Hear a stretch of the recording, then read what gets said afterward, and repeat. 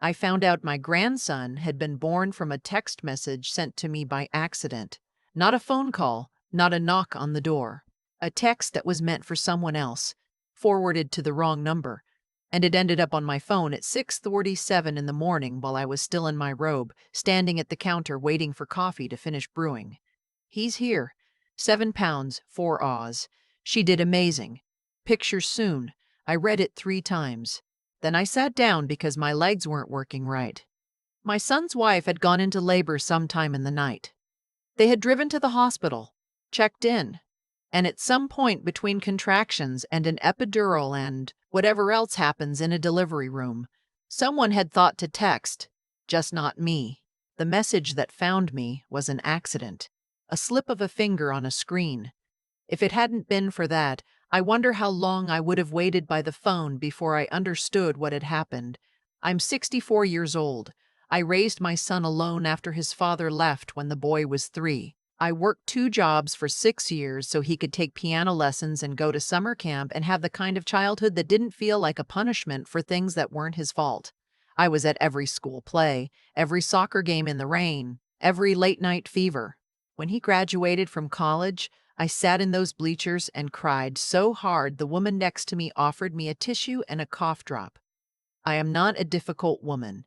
I want to say that plainly. I have never been the kind of mother who calls too much or drops by without warning or inserts herself where she isn't wanted.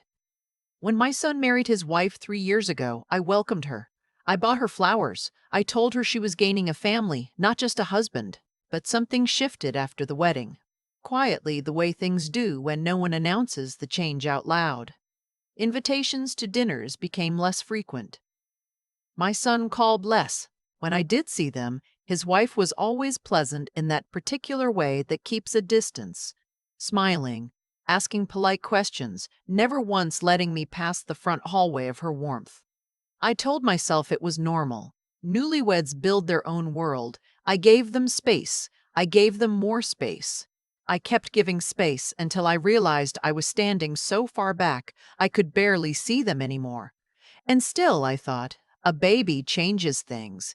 A baby pulls people back together. I had let myself believe that. So when that accidental text landed on my phone, it didn't just tell me my grandson had arrived. It told me something else entirely. It told me exactly where I stood. I sat at that kitchen counter for a long time. The coffee finished brewing, and I didn't pour any. The morning light came through the window the way it does in October, pale and a little apologetic, and I just sat there with the phone in my hand. Then I got up, got dressed, and drove to the hospital. I want to tell you what that drive was like, because it matters. It was 40 minutes on the highway, and I spent most of it rehearsing what I would say. I wasn't angry, not yet, or maybe not in the way you'd expect. I was something quieter than angry. I was braced. I had my hands on the wheel and I kept thinking, just get there. Just see him first. Everything else can wait. The maternity ward was on the 4th floor. I took the elevator and stood outside the door to my son's wife's room for a moment before knocking. Through the small window in the door, I could see the back of my son's head. He was looking at something in his arms. I knocked and pushed the door open. His wife was in the bed, tired and pale and beautiful the way women are after they've done something enormous. My son turned around. He was holding a baby wrapped in a striped blanket, and his face. I will carry that face with me for the rest of my life. He looked at me the way he used to look at me when he was small, and something wonderful had happened, and I was the first person he wanted to tell. "Mom," he said. I crossed the room and he put his grandson into my arms. I don't know how long I stood there, long enough that my son's wife cleared her throat softly and said it had been a long night, and maybe I could come back later that afternoon when she had rested. I handed the baby back. I said he was beautiful. I said I was glad everyone was healthy. And then I left because she asked me to, and because I am not the kind of woman who makes scenes in maternity wards. But in the elevator on the way down, I pressed the button for the lobby and then just stood there when the doors opened. I didn't walk out. I stood there until the doors closed again, and the elevator brought me back up to 4 and then back down, and I just rode it, up and down. A woman with a flower arrangement got on it too and gave me a strange look, and I smiled at her and pretended I knew where I was going. I didn't cry until I got to my car, and even then I wasn't entirely sure what I was crying about. The baby, who was perfect, or the accidental text, or the 3 years of slowly being moved further and further from the edges of my own son's life. I didn't say anything for 2 weeks. I know some people will think that was weakness. It wasn't. It was strategy, though not the kind where you're planning your next move. It was the kind where you need time to understand what you actually feel before you say anything out loud, because once words leave your mouth, they become real, and real things can't be taken back. My son called the day after I visited. He sounded happy and exhausted, the way new fathers do. He talked about the baby. His name is James. They were calling him Jamie, and he told me some funny story about trying to figure out the car seat. He didn't mention that I had found out from an accidental text. He didn't mention that his wife had asked me to leave after 20 minutes. I listened to him talk, and I said the right things. And when we hung up, I sat in my kitchen and thought, he genuinely doesn't know anything is wrong. That's the part that's hardest to explain to people who haven't lived it. My son is a good man. He loves me. I believe that completely. But somewhere along the way, he had learned to keep two lives in separate drawers, and he had gotten so good at it that he no longer noticed the drawers existed. His wife ran the household. She ran the calendar. She decided who got invited to what and when and for how long, and my son, my sweet conflict-averse son, let her, because it was easier than the alternative and because he genuinely did not see it as anything other than her being organized. I understood all of this. Understanding it didn't make it hurt less. The thing that finally made me speak was not the birth. It was the christening. 6 weeks after Jamie was born, I got a text from my son. Not his wife, my son, telling me that the christening had been scheduled for the following Sunday. He said it casually, the way you mention something you assume the other person already knows. Just confirming Sunday works for you? I called him back. When was this planned? I asked. A few weeks ago, he said. Didn't you get the email? I had not gotten any email. There was a pause. I must have forgotten to add you, he said. I'm sorry, Mom. I told him Sunday was fine, but after we hung up, I opened my laptop and sat at the kitchen table, the same table where I'd read that accidental text, and I thought about the email list for my own grandson's christening that I hadn't been on. I thought about the hospital. I thought about the last 3 years of slowly being moved toward the back of the room, and I thought, if I don't say something now, this is just how it is. Forever. This is the thing that becomes normal. I decided to go to the christening, and I decided that if the moment came where I could say something honest, I would say it. Not cruelly, not publicly, just honestly. The way you have to sometimes when quiet has gone on too long. The christening was at a church about 20 minutes from their house, small, pretty, the kind of church with good light. My son's wife's family took up most of the front pews. Her mother, her sisters, 2 aunts, several cousins whose names I didn't know. I sat on the left side, toward the middle. My son found me before the service and hugged me and said he was glad I was there, and I believed him, and it helped a little. His wife's family was warm with each other in the way of people who have always been warm with each other. Easy, loud, taking up space without thinking about it. Her mother held Jamie before the service started. Her sister took photographs. Her aunt had made a little cake for afterward, with Jamie's name on it in blue icing. I sat in my pew and watched, and tried to find my place in it. After the service, there was a small gathering at their house. I helped carry things from the car because that is what I do. I show up, I carry things, I try to make myself useful. Inside, the table was full of food that his wife's family had brought. Someone had made a banner. Someone had ordered balloons. I stood in the kitchen doorway for a while, holding a cup of coffee I hadn't drunk, watching my son in the living room with Jamie in his arms, his wife beside him, her whole family arranged around them like a painting. It looked like a complete picture. There was no obvious gap where I should have been. And that, somehow, was the worst part. His wife's mother came to stand beside me. She was a kind woman named Paulette, and she had always been pleasant to me in the same distant way her daughter was.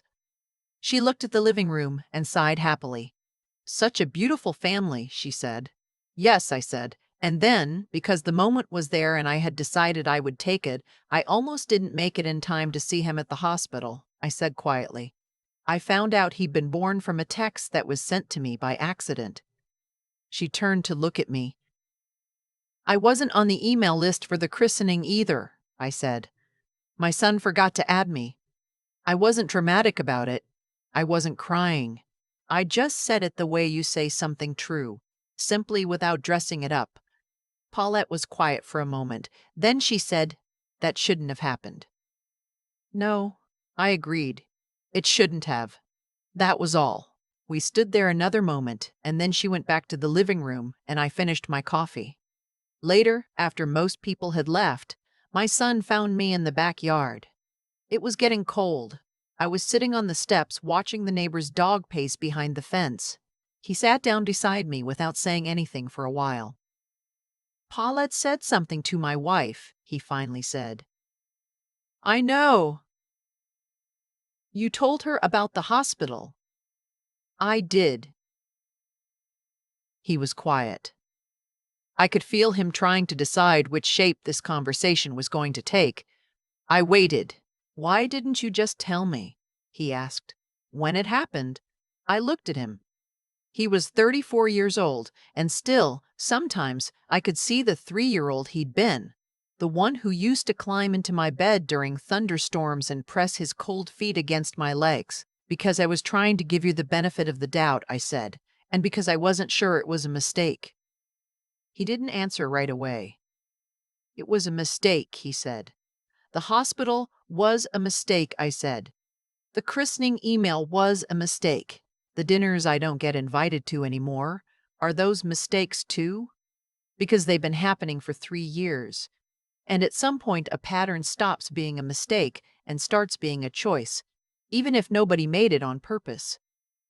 He put his face in his hands, not to cry, just to hold it there for a moment, the way people do when they're taking something in. "I don't know when it happened," he said.